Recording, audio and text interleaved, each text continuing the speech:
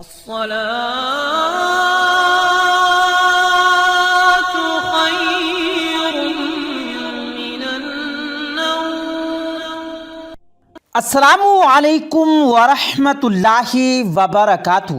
پیارے دوستو، جب جلاد ایک حافظ قرآن کی گردن اڑانے لگا تو اچانک ایک ایسا کرشمہ ہوا کہ تمام غیر مسلم کانپ گئے۔ اور پیارے دوستو، آخر حافظ قرآن کو کس وجہ سے قتل کیا جا رہا تھا اور جلاد حافظ قرآن کو کیوں قتل نہ کر سکا، یہ تمام واقعات جاننے کے لیے ہماری آج کی اس ویڈیو کو آخر تک ضرور دیکھے گا۔ اور آج کا یہ واقعہ آپ کو بتانے سے پہلے آپ لوگوں سے گزارش ہے، اگر آپ نے ہمارے اس یوٹیوب چینل کو سبسکرائب نہیں کیا تو ابھی ہمارے اس یوٹیوب چینل کو سبسکرائب کرتے ہوئے بیل آئیکن پر ضرور کلک کر دیں تاکہ اسی طرح کی اپلوڈ ہونے والی ویڈیوز کا نوٹیفیکیشن آپ تک بر وقت پہنچتا رہے۔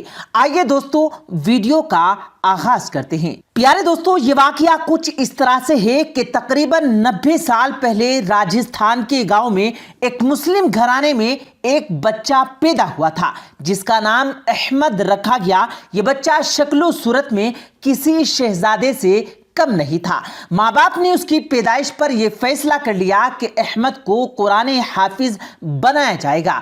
بچپن کے دن گزرنے لگے۔ جب احمد ذرا سمجھدار ہوا تو ماں باپ نے اسلامی تعلیمات کی جانب بڑھانا شروع کر دیا اور بچپن ہی سے اسے دین اسلام سے لگاؤ ہو چکا تھا۔ وہ پابندی سے نمازیں ادا کرتا اور قرآن حفظ کرنے کے لیے قریب کے مدرسے میں چلا جاتا تھا۔ ماں باپ کا فرما بردار احمد دیکھتے ہی دیکھتے حافظ قرآن بن گیا۔ 10 سالہ احمد نے جب قرآن پاک حفظ کیا تو اس کے والدین انتہائی خوش تھے، مگر آس پاس کے علاقے میں جو غیر مسلم تھے وہ احمد کو ناپسند کرتے تھے۔ تو احمد کو اللہ پاک نے بہت خوبصورت آواز سے نوازا تھا، جبکہ احمد حافظ قرآن بھی بن چکا تھا اور اس کی تلاوت کے چرچے تمام راجستھان میں پھیلنے لگے تھے۔ دور دراز سے قاری اور مفتی صاحب حضرات احمد کے گھر آتے تاکہ وہ احمد سے اس کی لطیف آواز میں قرآن کریم کی تلاوت سن سکے۔ پیارے دوستو، یہاں سب سے اہم بات تو یہ تھی کہ چند ہندو گھرانے بھی احمد کی خوبصورت آواز سے متاثر ہوئے اور انہوں نے دین اسلام کا مطالعہ شروع کر دیا۔ یہ دیکھتے ہوئے علاقے کے ہندو پنڈت احمد اور اس کے والدین کے خلاف ہو گئے اور ان کے خلاف سازشوں کا جال بچھایا جانے لگا۔ ایک دن احمد نماز سے فارغ ہو کر واپس گھر جا رہا تھا کہ اچانک چند لوگوں نے اسے گھیر لیا، اس پر الزام لگایا کہ اس نے گاؤں کے سردار کے گھر چوری کی ہے۔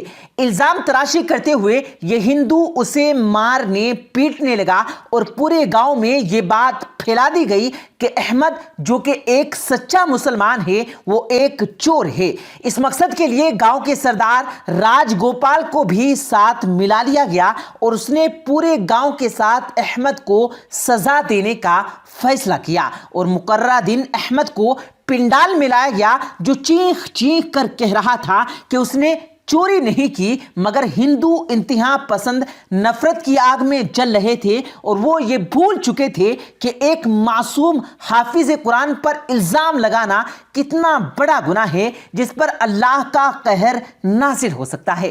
احمد ایک طرف اپنی بے گناہی کا اعلان کر رہا تھا اور دوسری طرف قرآن پاک کی تلاوت کرتے ہوئے اپنے رب عظیم سے مدد بھی مانگ رہا تھا۔ اسی دوران ایک ہندو پنڈت نے کہا، دیکھو بھائیو، اس مسلمان لڑکے نے گاؤں کے سردار کے گھر چوری کی، یہ کوئی معمولی بات نہیں ہے، اس لیے اس مسلمان لڑکے کو سزائے موت ہونی چاہیے۔ سردار جو کہ ہندو کے اس منصوبے میں شامل تھا وہ بھی جھٹ سے بول پڑا، آؤ اس منحوس لڑکے کو فوراً قتل کر دو، اسے پہلے کہ یہ پورے گاؤں کو لوٹ لے۔ یہ سنتے ہی جلاد کو بلا لیا گیا اور بے قصور احمد گردن اڑانے کا فیصلہ کر دیا گیا۔ پیارے دوستو، احمد نے یہ صورتحال دیکھی تو اس نے ہندو پنڈتوں، گاؤں کے سردار اور تمام لوگوں کو مخاطب کرتے ہوئے کہا، میرا اللہ جانتا ہے کہ میں نے چوری نہیں کی، میں تو ہر وقت کلام الہی کی تلاوت میں مشغول رہتا ہوں اور میرا سچا دین اسلام مجھے یہ سکھاتا ہے کہ چوری کرنا انتہائی برا کام ہے، اس لیے مجھے جو بھی بے گناہ قتل کرے گا اس پر اللہ کا عذاب نازل ہوگا۔ اس کی یہ بات سن کر سردار نے جلاد کو تلوار سے احمد کی گردن اڑانے کا حکم دے دیا۔ جلاد اس نیت سے آگے بڑھا کہ وہ احمد کی گردن کاٹ کر الگ کر دے، مگر اس کے قدموں نے ساتھ نہ دیا اور اچانک جلاد زمین پر اوندھے منہ گر پڑا اور تڑپنے لگا۔ تمام ہندو یہ دیکھ کر کانپنے لگے۔ جب جلاد کو قریب جا کر دیکھا گیا تو معلوم ہوا کہ اس کی دل کی دھڑکنیں بند ہو چکی تھی، یعنی کہ وہ مر چکا تھا۔ اس پر احمد نے اللہ اکبر کا نعرہ لگاتے ہوئے پورے گاؤں سے کہا، دیکھو میرا رب ہی سچا ہے اور دین اسلام سچا دین ہے، تم بھی معافی مانگ کر اسلام قبول کر لو۔ سبحان اللہ۔ پیارے دوستو، آج یہ بات مسلمان ہی نہیں بلکہ تمام غیر مسلم بھی تسلیم کرتے ہیں کہ قرآن مجید فرقان حمید اللہ رب العزت کی سچی کتاب ہے، جو خاتم النبیین جناب محمد الرسول اللہ صلی اللہ علیہ وآلہ وسلم پر نازل ہوئی ہے۔ اس کی ہر سورہ، ہر آیت ایک معجزہ ہے۔ اس کی حفاظت کا ذمہ اللہ پاک نے خود اٹھایا ہے۔ اور پیارے دوستو، یاد رکھنا، 10 سال کا بچہ جسے اپنی مادری زبان میں چند الفاظ یاد کرنا مشکل ہوتا ہے، وہ بچہ اجنبی زبان یعنی کہ عربی کی ایک سخین کتاب کس طرح سے یاد کر کے فر سنا دیتا ہے۔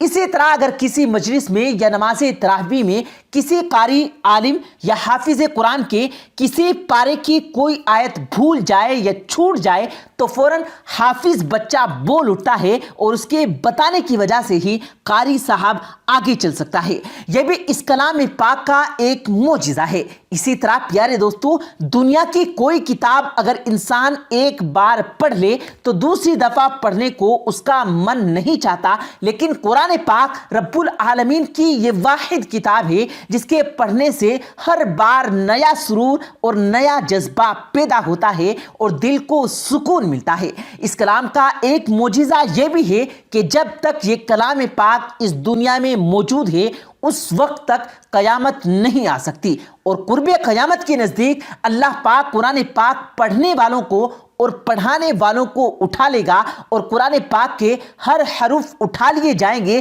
اور اس کے بعد اللہ تعالیٰ حضرت اسرافیل علیہ السلام سے یہ فرمائے گا، اے اسرافیل، اس دنیا میں میرا کلام یعنی قرآن پاک نہیں رہا اور اس کے پڑھنے والے بھی نہیں رہے اور پڑھانے والے بھی نہیں رہے، اب تو سور پھونک دے۔ اسرافیل علیہ السلام سور پھونکیں گے اور قیامت برپا ہو جائے گی۔ جو لوگ اس قرآن پاک سے جڑے، اللہ پاک نے انہیں بستیوں سے اٹھایا اور بلندیوں پر لے گیا، اور جو لوگ اس قرآن پاک سے کٹ گئے، اللہ پاک نے انہیں بلندیوں سے پستیوں میں پھینک دیا گیا۔ اللہ پاک ہم سب کو قرآن پاک پڑھنے اور اسے صحیح معنوں میں سمجھنے کی توفیق عطا فرمائے، اور ہم سب کو 5 وقتہ نماز پڑھنے کی بھی توفیق عطا فرمائے۔ آمین ثم آمین۔ پیارے دوستو، امید کرتے ہیں آپ کو آج کی ہماری یہ ویڈیو ضرور پسند آئی ہوگی۔